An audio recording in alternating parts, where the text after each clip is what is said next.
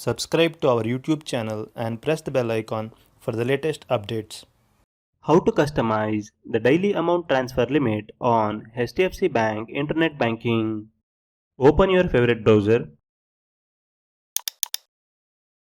Go to hdfcbank.com. Now click on the login button at the top right corner of the page. Select Net Banking from the drop-down menu. You will be navigated to Net Banking login page. Enter your customer ID or user ID. Click on Continue. Now enter your password. Click Login. You are logged into your HDFC Bank Internet Banking account. In the top menu bar, hover your mouse over Pay. Click on Money Transfer from the drop-down menu. On the right sidebar, you will find a section called Actions. Under this section, click on Customize.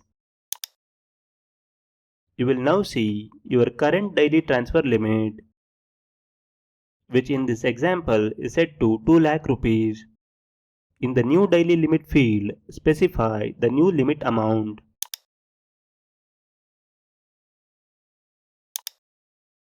You can also use the slider below to adjust your daily limit. Adjust the amount according to your needs.